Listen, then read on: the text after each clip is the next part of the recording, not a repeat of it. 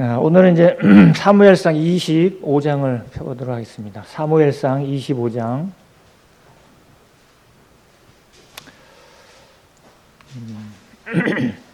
우리가 성경을 통해서 항상 이제 우리가 좀 배워야 될 것은 하나님이 어떤 분이신가, 그리고 우리 주님의 어떠하심을 그 말씀을 통해서 우리가 계속 이제 배워 가야 될 필요를 보게 됩니다. 하나님의 말씀을 통해서 기록하셔서 우리에게 주시고자 하는 목적이 뭐겠어요? 하나님이 어떤 분인가를 계시하시는 거잖아요, 그죠? 그래서 우리가 하나님을 잘 알려면은 말씀을 벗어나서는 알 수가 없는 거예요. 세상 사람들이 하나님을 왜 알지 못하냐면은 말씀 속에 하나님을 찾아야 되는데 말씀을 떠나서 하나님 찾으면은 아무 소용 없어요. 그죠? 유일하게 하나님이 계시해 놓으신 것은 이 성경 말씀, 완성된 성경 말씀밖에 없기 때문에 우리가 하나님을 알려고 하면은 말씀을 보고 찾아야 되고, 또 우리 주님이 어떤 분이신가 하는 부분들을 우리가 배워야 되는 거죠. 그죠? 알아야 되고 배워야 되고 그 가르침대로 순종을 해야 되는 거죠. 그래서 오늘 이제 사무엘상 25장을 통해서 오늘은 우리 주님이 어떤 분이냐에 최고 중요한 것 같아요. 그래서 오늘 주제는 뭐냐면 참 중보자이신 주님, 참된 중보자이시라는 거죠. 중보의 의미는 다 알죠. 중보 뭐 사전을 찾아보면은 그렇게 나와 있어요. 두 쪽 사이에 어떤 일을 주선하는 것. 근데 이제 우리 성경 낱말 사전에 보면 아주 구체적으로 되어 있어요. 하나님과 인간 사이에서 행하시는 하나님의 본직이다, 본래의 직분이다, 이렇게 되어 있어요. 하나님의 본래의 직분은 뭐냐? 중보하는 거예요. 중보. 그리고 중보 잘하는 거를 보니까 하나님과 사람 사이에서 중간 역할을 하는 사람, 이게 중보자죠. 그래서 사람이니까. 즉 예수, 이렇게 되어 있어요. 성경 낱말 사전에는 딱 구체적으로 되어 있어요. 중보자는 누구냐면은 바로 예수님이라는 거죠. 우리가 디모데전서 2장 4절 5절에도 나오죠, 그죠? 하나님은 모든 사람이 구원을 받으며 진리를 아는 데 이르기를 원하시니라. 하나님은 한 분이시오, 또 하나님과 사람 사이의 중보도 한 분이시니 곧 예수 그리스도시라 그러잖아요, 그죠?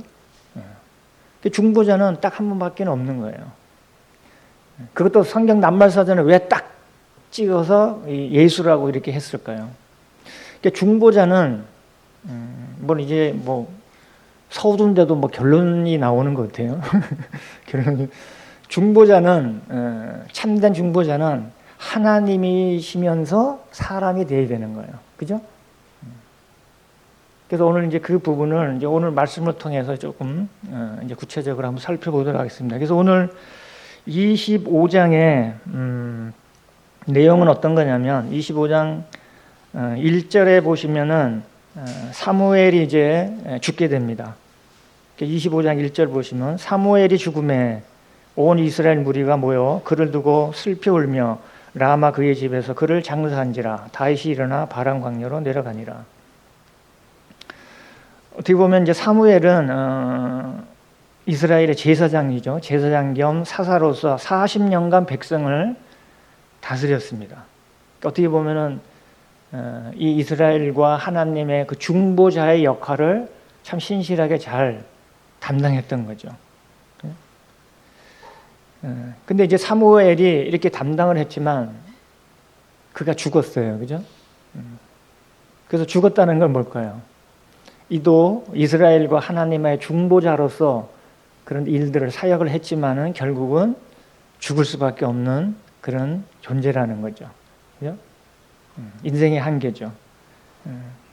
그리고 이제 뭐 좀 이따 보겠지만 이제 2절부터 마지막까지는 뭐 어떤 내용이냐면 이 아비가일이라는 여인이 있고 또 마온이라는 곳에 이 나발이라는 사람이 있어요. 거기 한번 좀 2절 3절 한번 읽어보겠습니다. 마온에 한 사람이 있는데 그의 생업이 갈멜에 있고 심이 부하여 양이 3,000마리요 염소가 1,000마리이므로 그가 갈멜에서 그의 양털을 깎고 있었으니 그 사람의 이름은 나발이요 그의 아내의 이름은 아비가일이라. 그 여자는 청명하고 용모가 아름다우나 남자는 완고하고 행실이 악하며 그는 갈렙 족속이었더라. 그래서 갈렙 족속에 한 사람이 나오는데 그는 참 부유한 사람이에요, 그죠? 뭐 지금도 보면은 양이 3,000마리고 염소가 1,000마리면은 굉장히 좀 부유하겠죠, 그죠? 근데 이 당시에 이제 그런 부유한 그런 목축을 하고 있었는데 그 아내의 이름은 아비가일이라 이렇게 되어 있습니다. 그래서 25장의 내용은 1절은 이제 사무엘이 죽음으로 이제 내용이 나와 있고, 그리고 2절부터 35절까지는 이 아비가일이라는 여인이 그 남편을 다윗과 다윗의 중개자로 남편을 이제 변호하게 됩니다. 뭐냐면 이제 그 양털을 4절을 보면은 다윗이 나발이 자기 양털을 깎는다 함을 광야에서 들으니라. 그래서 양털을 깎는다는 것은 하나의 이제 농사로 치면 수확을 거둬들이는 거예요, 그죠? 우리 이제 좀 축제의 날과 같은 거예요. 양털을 깎는다는 그 양털을 깎고 그 이제 수확을 하기 때문에 어떤 축제와 같은 그런 날인데 다윗이 이제 이 자기 소년들을 보내서 그들에게 좀 이제 좀 먹을 걸 좀 구하는 이제 도움을 구하고 요청하는 그런 장면인데 이게 이제 거절을 하게 됩니다. 그래서 여기 나발을 소개하고 있지만은 남자는 완고하고 행실이 악하다 이렇게 되어 있죠, 그죠? 완고하고 행실이 악하다. 그래서 그거 이제 요청한 것을 이제 거절하게 됩니다. 거절해가지고 다윗이 좀 우리가 볼 때는 다윗이 참 온유한 그런 사람으로 이제 생각을 하고 있지만은 여기에서는 그 화를 즉각적으로 표현을 하게 됩니다. 그러니까 있는 사실 그대로, 그죠? 그대로. 그러니까 다윗도 하나님께 어떤 일들을 할 때 항상 기도하고 온유하고 이런 사람인지 알았는데 여기서는 그냥 자기를 모독했다는 그것을 이제 참지를 못하고 바로 소년들을 이제 여기에 이제 그 징계하기 위해서 처벌하기 위해서 이제 병사들을 같이 이제 가게 되는데 13절에 보면 그렇게 되어 있죠. 13절 다윗이 자기 사람들에게 이르되 너희는 각기 칼을 차라 하니 각기 칼을 차매 다윗도 자기 칼을 차고 400명 가량은 데리고 올라가고 200명은 소유물 곁에 있게 하니라. 지금 다윗 곁에 한 600명의 용사들이 있잖아요. 사람들이 있는데 200명은 그 소유물 곁에 남겨두고 400명을 거느리고 이제 이 나발을 치러 이제 올라가게 되는 거죠. 근데 이제 그 10절에 보면 이렇게 이제 나발이 그들에게 이제 양털 깎는 날에 축제에 좀 양식을 구하기 위해서 이제 올려 보냈지만은 10절에 보면 그렇게 돼요. 나발이 다윗의 사환들에게 대답하여 이르되 다윗은 누구며 이새의 아들은 누구며 요즘에 각기 주인에게서 억지로 떠나는 종이 많도다. 그래서 다윗이 누구냐고 이제 모욕을 하는 것을 보게 되는데 14절에 이렇게 되어 있죠. 이제 여기는 이제 그 내용을 이제 400명 가량이 이제 치러를 올라갈 때 하인 중에 한 명이 나발의 아내에게 이제 고하는 거죠. 14절 하인들 가운데 하나가 나발의 아내 아비가에게 말하여 이르되 다윗이 우리 주인에게 문안하러 광야에서 전령들을 보냈거늘 주인이 그들을 모욕하였나이다. 모욕한 것에 대해서 이 다윗은 참지 못하고 그를 이제 치러 올라가는 그런 이제 장면이 나오게 됩니다. 그래서 그런 와중에 이제 이 아비가일은 남편을 대신해서 다윗이 치러 올 때 중개자로서 남편을 변호하는 내용들이 35절까지 나옵니다. 그리고 나머지 36절부터 뭐 44절까지는 이제 남편이 이제 죽게 돼요. 남편이 죽게 되고 이 아비가일은 다윗의 아내가 되는 그런 내용으로 이렇게 되어 있습니다. 그래서 오늘 이걸 통해서 오늘 중보에 대한 참 중보자가 누구인가 하는 부분들을 한번 생각해 보게 되었습니다. 그래서 첫 번째 이제 보면은 1절에 백성을 중보했던 사무엘이 이제 죽게 되죠. 그래서 이스라엘 중에서 가장 위대한 중보자를 꼽으면은 우리가 모세를 많이 들 거예요, 그죠? 모세와 또 여기 이제 대표적으로 보면 이제 사무엘이 이제 그런 역할도 했는데, 예레미야도 두 사람을 그렇게 꼽고 있어요. 우리 예레미야 15장을 한번 찾아볼까요? 예레미야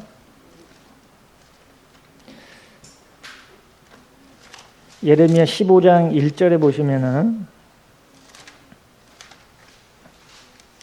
이 예레미야도 이제 이스라엘의 백성의 중보자로 두 사람을 이제 꼽고 있는데, 예레미야 15장 1절에 보시면 여호와께서 내게 이르시되 모세와 사무엘이 내 앞에 섰다 할지라도 내 마음은 이 백성을 향할 수 없나니 그들을 내 앞에서 쫓아내 보내라.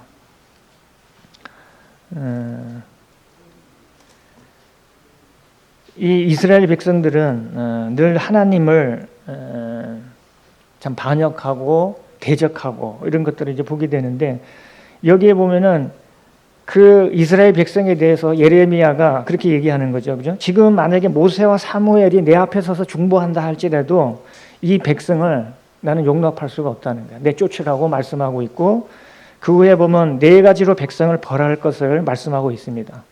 그 백성을 3절에 나오지만 칼에 찝는 개와 삼켜 멸하는 공중의 새와 땅의 짐승으로 할 것이며 이렇게 되어 있죠. 그죠?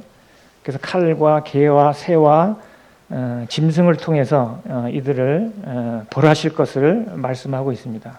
그만큼 이제 이 예레미야도 이 모세와 사무엘을 이 이스라엘 백성의 중보자로 이렇게 소개하는 것을 참 보게 됩니다.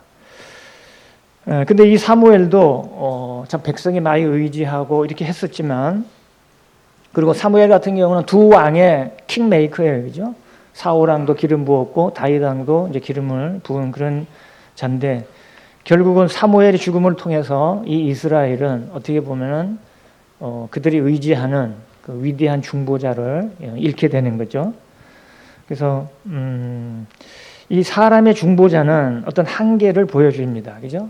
이 죽음의 한계를 넘어설 수가 없어요. 그래서 우리도 보면 육체적 한계는 다 죽음을 맞이할 수밖에 없는 거죠, 그죠? 그래서 누구나 우리는 한 번 다 떠나야 돼요. 그래서 우리 몸은, 전에도 말씀드렸죠, 그죠? 우리 몸은 영혼을 담고 있는 그릇이에요, 그죠?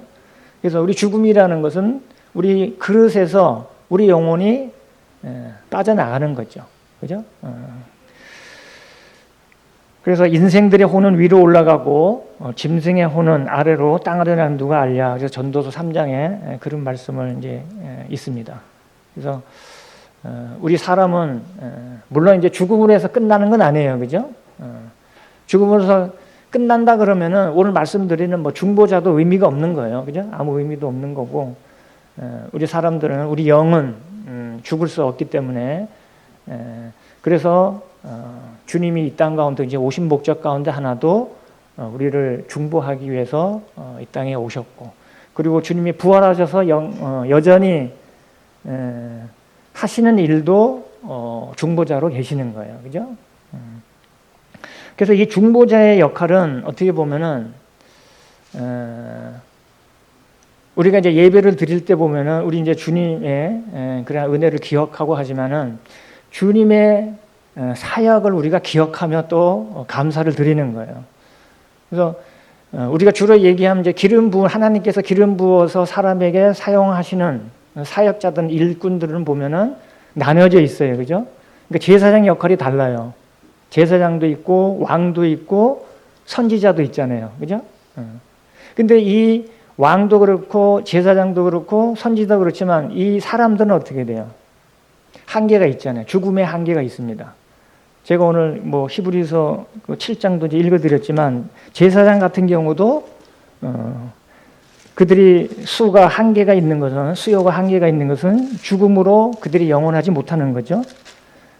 그래서 우리에게는 영원한 제사장이 필요하고, 그리고 왕도 마찬가지예요, 그죠? 뭐 제사장만 하는 게 왕도 그렇고 선지자도 마찬가지죠. 근데 우리 주님은 이 세 가지 역할을 다 완수하신 분이에요. 그래요? 그리고 지금도 여전히 그렇게 하시고 계시는 그런 분이시죠.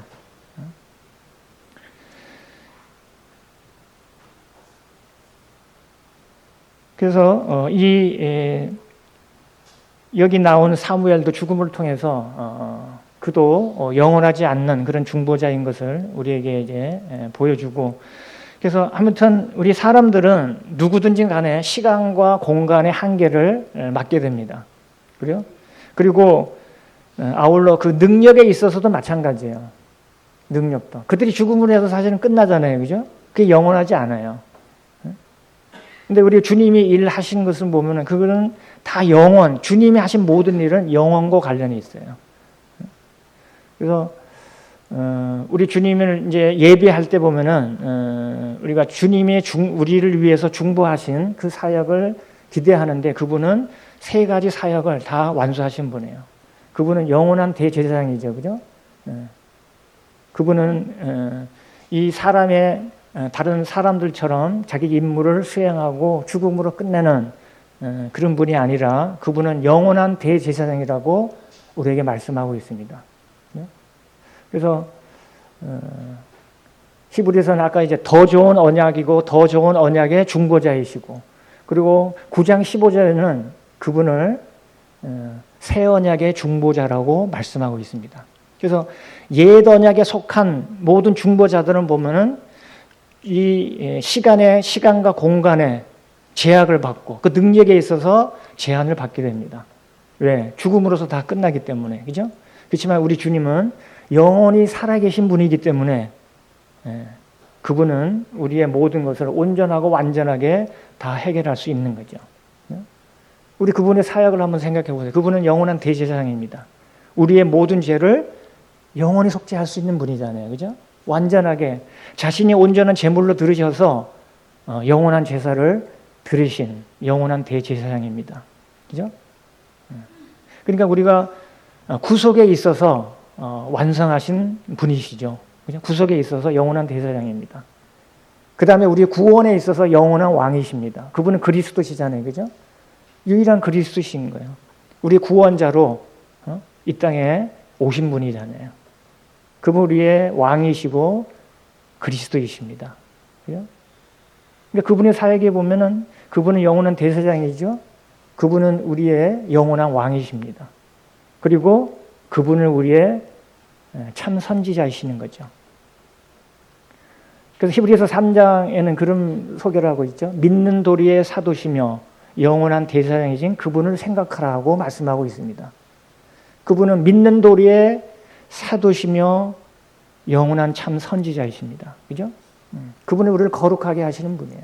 그 말씀을 통해서 우리를 거룩하게 하셨고, 거룩하게 하시는 분은 그분 외에는 없는 거예요. 그러니까 그분은 중보자 사역을 하시는데 세 가지 사역을 다 동시에 하실 수 있는 분이에요. 그죠? 옛 언약에 따라서는 어떻게 돼요? 각 사람마다 다 다르잖아요. 그죠? 제사장이 달라요. 왕이 또 다르죠. 선지자가 다릅니다.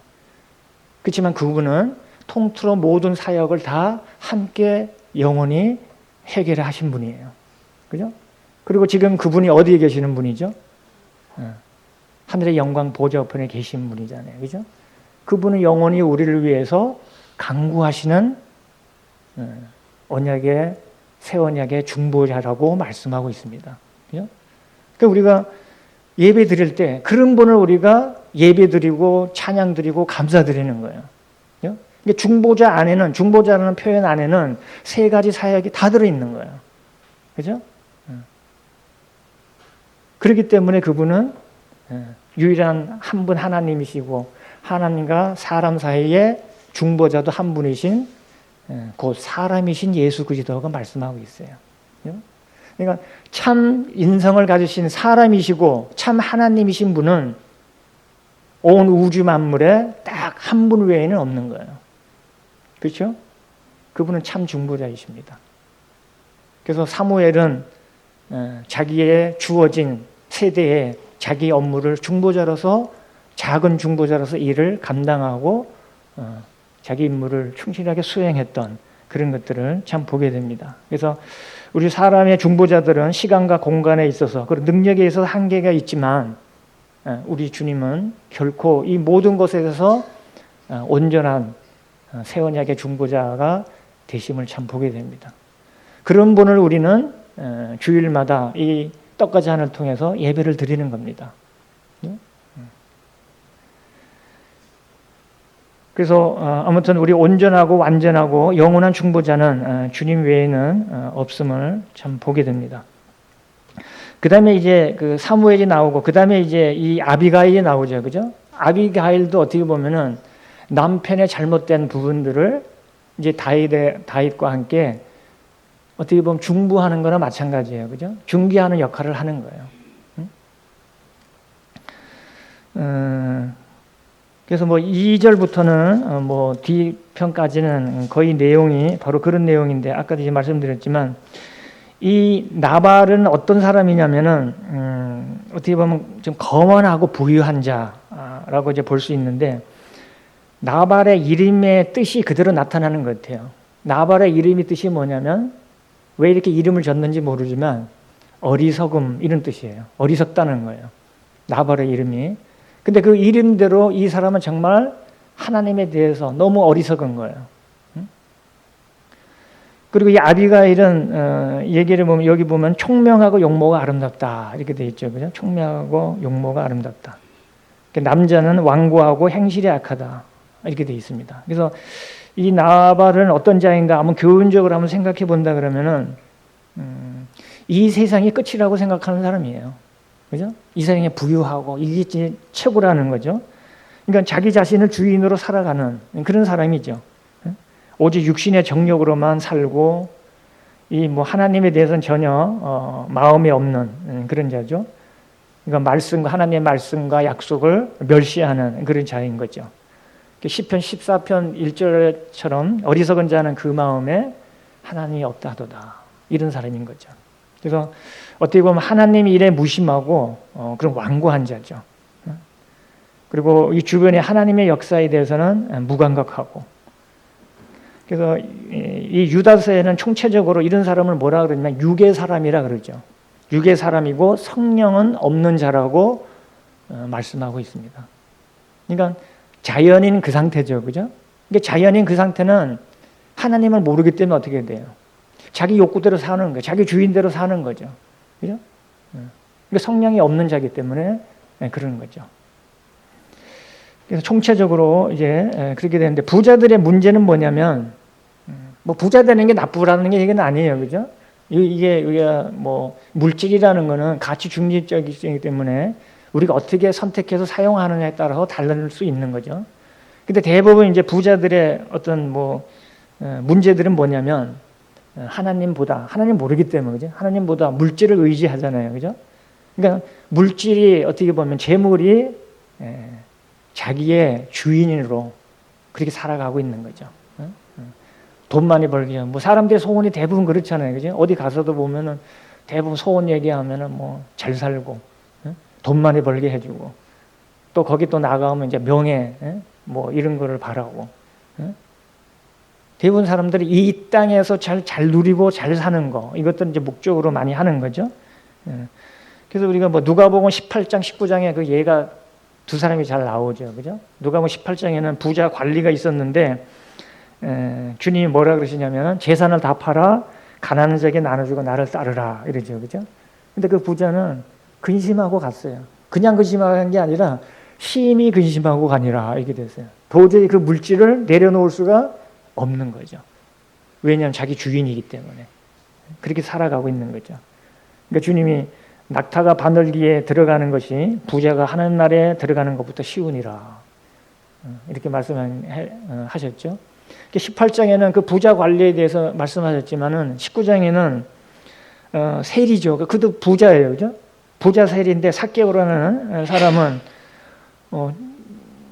찾아와가지고 자기가 그렇게 얘기해요. 내 소유의 절반을 가난한 자에게 나눠주겠다.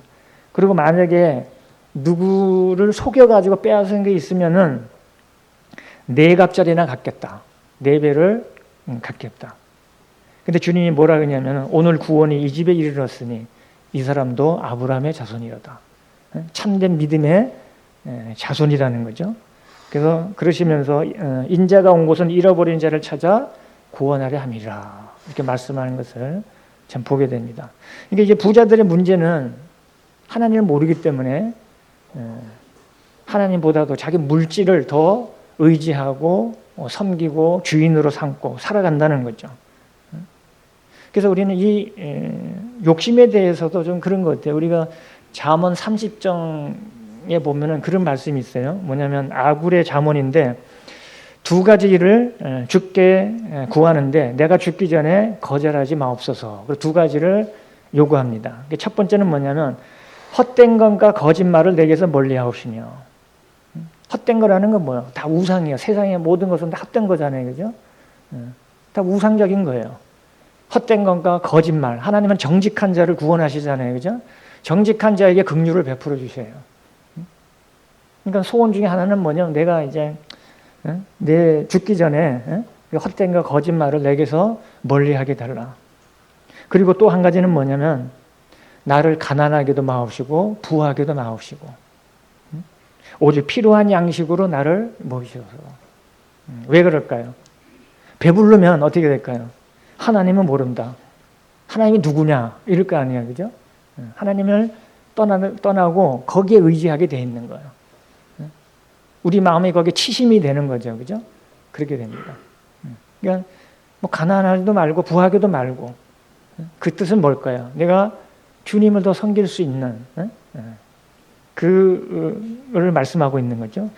부자가 되면 배부르면 하나님을 떠날 수 있어요. 하나님 말씀을 떠날 수도 있어요. 그렇지만 이제 또 가난해도 문제예요. 그죠? 가난하면 도둑질하고 또 하나님의 이름을 욕되게 할까봐 그게 두렵다는 거죠. 두 가지 소원을 하는 걸 보게 됩니다. 그래서 우리 성도들의 삶도 우리 살면서 그런 마음으로 살아가는 것이 좀 합당치 않나 이런 생각을 하게 됩니다. 근데 이 아비가일은 참 어떻게 보면은 아까 보면은 총명하다 그랬죠, 그죠? 총명하고 슬기롭고 용모가 아름답다. 진짜로 용모가 뭐 아름다울 수도 있겠지만 하나님을 섬기는 자들은 다 아름다워요, 그죠? 그래서 어떻게 보면 이 지혜롭다고 판단할 수 있는 것은 이 남편이 나발이 어리석음을 변호하잖아요, 즉각적으로, 그죠? 그래서 어떻게 보면은 이 아비가일은 이 아비가일의 이름의 뜻은 뭐냐? 내 아버지께서 기뻐하심 이렇게 되어 있습니다. 내 아버지께서 기뻐하심 이런 의미인데 이 아비가일은 어떻게 보면 하나님의 그런 소문에 대해서 말씀에 대해서 깨어 있는 그런 여자인 것을 참 보게 됩니다. 그래서 만약에 하나님에 대한 경외심과 관심이 없다면은 아마 그렇게 하지는 못했을 거예요. 그래서 이제 변호하는 내용이 나오는데 24절 한번 볼까요? 본문의 24절. 그가 다윗의 발에 엎드려 이르되 내 주여 원하건대. 이제 이 아비가일이죠. 아비가일이 이제 600명을 거느리고 이제 오잖아요, 그죠? 다윗이. 근데 그 앞에 다윗의 발에 엎드려 이르되 내 주여 원하건대 이 죄악을 나 곧 내게 돌리시고 내게로 돌리시고 여종에게 주의 귀에 말하게 하시고 이 여종의 말을 들으소서. 이제 얘기할 수 있는 그런 요청을 하게 되는 거죠. 25절 원하옵나니 내 주는 이 불량한 사람 나발을 개의치 마옵소서. 이 아비가일은 본인의 남편에 대해 성향을 잘 알고 있었던 것 같아요. 불량한 사람이라고 아주 그냥 그거를 분명히 이제 파악하고 있는데 불량한 사람 나발을 개의치 마옵소서. 그의 이름이 그에게 적당하니 그의 이름이 나발이라. 이게 어리석다는 거예요. 그대로 나발이라. 그는 미련한 자이니라. 어리석고 미련한 자라는 거죠. 여종은 내 주께 보내신 소년들을 보지 못하였나이다. 그러니까 자기는 이제 그 내용을 못 들은 거예요. 못 들었다가 어떤 하인이 알려줘서 이 다윗이 이제 600원을 거느리고 이제 이 남편을 치러 오는 것을 알게 된 거죠. 그래서 여종은 내 주께서 보내신 소년들을 보지 못하였나이다. 그리고 26절에 내 주여 여호와께서 살아계심을 두고 맹세하노니 내 주도 살아계시거니와 내 주의 손으로 피를 흘려 친히 보복하시는 일을 여호와께서 막으셨으니 내 주의 원수들과 내 주를 해하려 하는 자들은 나발과 같이 되기를 원하나이다. 이렇게 얘기하는 거죠. 그리고 28절에 보면은 이 여인이 보면은 왜 어떻게 이제 이 사실을 알았냐면, 어떻게 보면은 하나님에 대해서 이 다윗에 대한 소문을 다 알고 있었던 거예요. 그러니까 하나님이 다윗을 통해서 역사하신 그것들을 이미 다 알고 있었던 거죠. 그래서 28절에 보면 주의 여종의 허물을 용서하여 주옵소서. 여호와께서 반드시 내 주를 위하여 든든한 집을 세우시리니. 그러니까 하나님이 그를 통해서 어떻게 역사하실 것을 말씀하고 있는 거죠. 주를 위하여 든든한 집을 세우시리니 이는 내 주께서 여호와의 싸움을 싸우시며 내 주의 일생에 내 주에게서 악한 일을 찾을 수 없음이니이다. 그러니까 비록 그가 지금 쫓기는 도피자로 이렇게 생활을 하지만 이 여인은 어떻게 돼? 하나님의 역사하심을 다 알고 있는 거예요. 그죠? 다윗이 그를 이제 든든한 집을 세울 걸 말씀하고 있어. 이 쫓기고 있지만 이는 하나님의 싸움을 싸우고 있는 것을 알고 있는 거죠. 그리고 30절에도 여호와께서 내 주에 대해 하신 말씀대로 모든 선을 내 주에게 행하사 내 주를 이스라엘의 지도자로 세우실 때에 그를 이제 이스라엘의 지도자로 왕으로 세울 것을 이 여인은 알고 있었습니다. 그죠? 분명히 이제 뭐 거리도 있고 이 쫓기는 그런 광야에 이런 상황에 있는데도 이 여인은 그 소문들을 다 익히 알고 있는 거예요. 다윗을 통해서 하나님의 역사하심이 어떤 것을 다윗의 하나님을 잘 알고 있었던 거죠. 그분은 필히 이 다윗은 왕이 될 것이다. 지도자가 될 것이다. 그리고 그를 든든한 이 이스라엘을 든든한 집으로 세울 것을 이 여인은 다 알고 있었던 거예요. 그죠? 이게 이제 부유한, 어떻게 보면 부유한 남편의 아내잖아요. 그죠? 그럼 충분히 남편을 따라서 이 세상적으로 뭐 살아가고 이 세상에서 사는 그런 물질의 복을 더 누리고 이렇게 살아갈 수도 있을 텐데 그는 하나님을 경외하는 그런 여인이었던 거죠. 단지 그 여인을 그냥 총명하고 용모가 아름답다 단순하게 평가한 게 아니라 하나님이 보시기에 정말 슬기로운 지혜로운 여인이었다는 거죠. 그리고 이 남편의 어리석음을 이 다윗에게 즉각적으로 나서서 중보를 하게 되는 거죠. 중개인 자처하는 거죠. 그래서 우리 잠언에는 보면 지혜로운 여인에 대해서 많이 언급하고 있는 걸 보게 됩니다. 뭐 찾지는 않겠지만 잠언 12장 4절에 보면은 어진 여인이라고 나오는데 어진 여인은 지아비의 면류관이나 욕을 끼치는 여인은 지아비의 뼈가 썩은 것 같게 하느니라. 이런 표현도 있고 잠언 14장 1절에는 지혜로운 여인은 자기 집을 세우되 미련한 여인은 자기 손으로 그것을 허느니라. 이 다윗이 올 때 어떻게 돼요? 이 여인은 자기 남편을 어리석음을 중보해서 자기 집을 어떻게 보면 세우고자 할 수도 있는 거예요. 그죠? 그리고 잠언 18장 22절에 이거는 아내를 얻는 자는 복을 얻고 여호와께 은총을 받는 자니라. 아내를 얻는 자는 다 하나님의 복을 얻는다고 말씀하고 있고, 그리고 잠언 19장 14절에는 집과 재물은 조상에게서 상속하거니와 슬기로운 아내는 여호와께로서 말미암으니라. 슬기로운 아내는 하나님으로부터 온다고 말씀하고 있습니다. 말미암는다고. 그리고 잠언 31장의 마지막에 잠언 끝나면서 거기 현숙한 여인에 대해서 이제 평가를 하는 거죠. 그러면서 고운 것도 거짓되고 아름다운 것도 헛되나 오직 여호와를 경외하는 여자는 칭찬을 받을 것이라. 여호와를 경외하는 자, 그것만이 우리에게 가장 값진 것인 것을 참 보게 됩니다. 그죠? 이 여인은 아비가일은 그런 자였어요. 그죠? 지혜로운 여인이었습니다. 자기 남편을 중보하고 그리고 자기 집을 세우기 위해서 중개를 했지만 이 남편은 그렇지 못했잖아요. 그죠? 그래서 이 잠언 전체의 목적은 어리석은 자를 슬기롭게 한다고 말씀하고 있어요. 잠언 1장 4절에 보면 잠언의 목적은 뭐냐면 어리석고 미련한 자들을 슬기롭게 한다고 말씀하고 있습니다. 그래서 이제 어리석고 거만하고 미련한 자들은 이제 잠언에서 이제 그런 말씀이 있는데 어리석은 자들, 거만한 자들, 미련한 자들은 지식을 미워한다. 어느 때까지 하겠느냐. 그럴 때 이제 답변에 뭐라 그러냐면 책망을 듣고 돌이키라. 성령을 통해 보이리라고 말씀하고 있습니다. 구약 시대지만 우리 한번 찾아보겠습니다. 잠언 1장.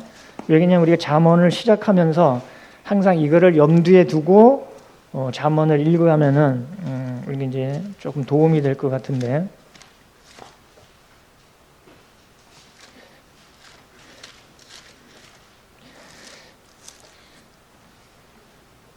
잠언 1장 4절에 보시면은 어리석은 자를 슬기롭게 하며 이렇게 돼 있죠. 그죠? 어떻게 보면 잠언서의 어떤 목적입니다.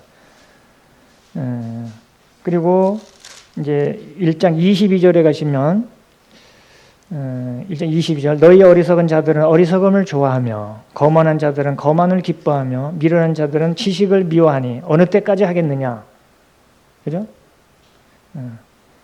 이제 물음으로 책망하면서 이제 23절 나의 책망을 듣고 돌이키라. 보라 내가 나의 영을 너에게 부어주며 내 말을 너에게 보이리라. 이제 구약이지만 우리가 깨닫고 가르침을 잘 받기 위해서는 여기 보면 나의 영을 너에게 부어 이렇게 되어 있습니다. 그죠? 그래서 우리는 성령님을 통해 하지 않으면은 우리는 알 수가 없어요. 그죠? 성령님은 우리 속에 이제 임재해 계셔서 뭐 주님이 우리를 소유로 그렇게 인쳐주셨지만 우리가 성령님을 통해서 모든 가르침과 이 주님의 영화로우심을 성령님을 통해서 다 알게 되는 거예요. 그죠? 여기도 나의 영을 너에게 부어줄 때 내 말을 너에게 보이리라. 그 성령님을 통해서 하나님의 모든 것들을 다 알게 돼 있는 거예요. 그죠? 그러니까 사람의 속에 있는 건 사람의 영이 알듯이 하나님의 속은 하나님의 성령을 통해서만 우리가 알 수 있는 거예요. 그래서 우리가 하나님에 대한 모든 것들은 우리가 스스로 알게 될 수가 없어요. 성령님이 우리 속에 일깨워 주시고 알게 해 주셔야지만 하나님의 모든 것들을 알게 되어 있습니다. 우리 믿음조차도 마찬가지예요. 우리가 뭐 잘나가지고 내가 참 지식이 많고 이성적으로 똑똑해가지고 내가 이거 알게 됐어. 깨달았어. 그래서 나는 주님을 믿었어. 그래서 구원받았어. 이게 아닙니다. 주님을 알게 해 주셔야지만 우리는 알게 되는 거예요. 그래서 우리는 주님의 구원이나 이런 모든 것들을 겸손하게 다 믿음으로 받아들여야 돼요. 그렇다고 해서 우리 지성이 아니 필요 없다는 건 아니에요. 그죠? 단지 우리 지성이 할 일은 뭐냐면 그분이 어떤 것을 조금 알고 그것을 선택할 따름입니다. 그래서 우리는 성령님이 아니고서는 우리 하나님의 모든 계시들을 알고 조명을 받을 수가 없습니다.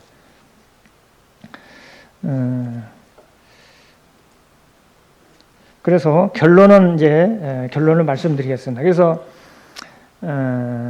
하나님은 모든 판단과 결정을 되십니다. 그래서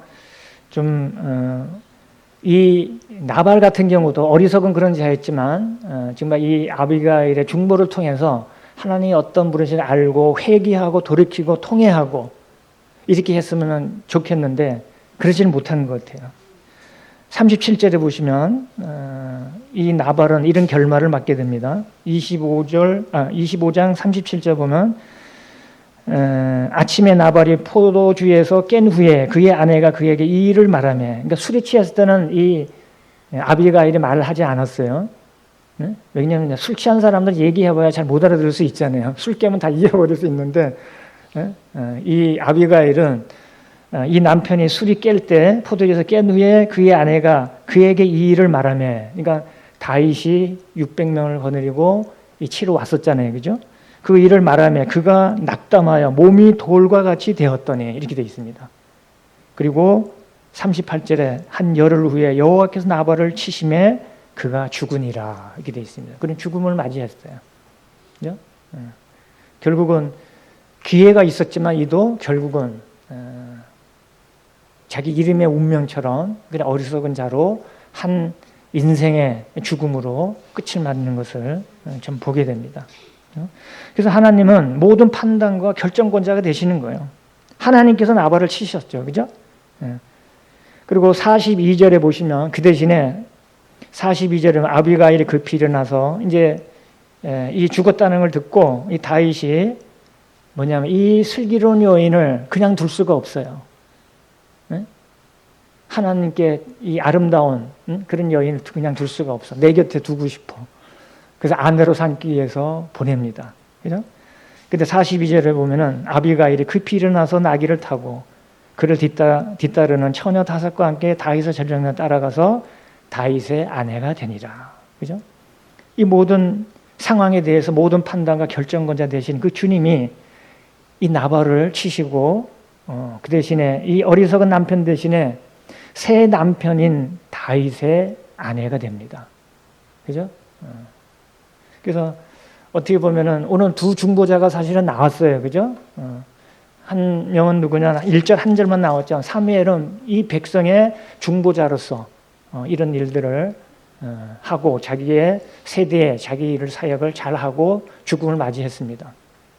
그리고 이 아비게라는 작은 여인은 그 남편의 잘못된 것을 돌이키기 위해서 중보를 하고 이렇게 했지만 결국은 그 남편은 또 죽게 되고 그렇지만 이 여인은 새 남편인 이 다윗의 아내로 이렇게 됐던 것은 참 보게 됩니다. 그래서 우리도 마찬가지로 우리도 주님은 큰 목자고 온전한 중보자잖아요. 그죠? 우리도 마찬가지. 우리도 작은 목자이고 작은 중보자입니다. 그죠? 이 아벨 남편을 중보했듯이 우리도 마찬가지. 누구든 중보할 수 있어요. 우리도. 그죠? 그래서 이 사도 바울 같은 경우는 자기를 중매자라고 소개하고 있잖아요. 고린도후서 11장 2절 3절에 보면은 내가 하나님의 열심으로 너희를 위하여 열심을 내노니 내가 너희를 정결한 처녀로 한 남편인 그리스도에게 드리려고 중매하미로라. 이 사도 바울도 자기를 중매자라는 거예요. 중개자라는 거예요. 그죠? 누구? 새 남편인 그리스도에게 인도하기 위해서 그런 중개자, 중매자의 일을 했던 것을 보게 됩니다. 우리도 한번 생각해 보세요. 우리도 마찬가지입니다. 주님이 이 땅에 오신 이유가 뭐예요? 하나님과 우리 죄인들을 중보하기 이 땅에 오셨잖아요. 그죠? 근데 그분은 친히 다 자기의 몸을 들이심으로 다 하신 거예요. 그래서 그 중보자는 어떤 게 되냐면 반드시 사람이어야 돼요. 그죠? 사람의 몸으로 오셔야 돼요. 그래야지만 제물이 되어 줄 수 있는 거죠. 하나님이 바르신 제물은 정말로 온전하고 완전하고 깨끗하고 흠이 없는 그런 제물을 원하셔요. 근데 사람 중에는 없어요. 우리 사람 중에는. 그죠? 특별한 사람이 와야 돼요. 그러면 하나님의 아들이신 예수께서 오셔야 되는 거죠. 그죠? 그분은 화목제물이 되어 주셨잖아요. 하나님 보시기에 가장 적합하고 온전한 하나님의 어린 양으로 그렇게 오신 거예요. 그분이 우리를 중보해 주셨잖아요. 뭘로? 대제사장으로. 제사장으로 죽으셨어요. 우리를 구속하셨죠. 그리고 그분은 영원한 왕이신데 잠시 내려놓고 이 땅에 오셨어요. 천사들보다 잠깐 못하시게 내려오신 분이 그분은 영원한 그리스도고 왕이십니다. 그죠? 그분은 우리를 제사장으로 구속했을 뿐 아니라 왕으로서 그리스도로 우리를 구원하신 분이에요. 그리고 그거를 우리를 일깨우시고 깨끗하게 하기 위해서 그분은 참 선지자로 믿는 도리의 사도시로 참 선지자이십니다. 그죠? 세상에 누구도 참된 선지자가 없어요. 응? 참되다는 건 뭐냐면 그 사람의 한계가 있다는 거예요. 그죠? 그분이 뭐 일을 잘못했다는 건 아니에요.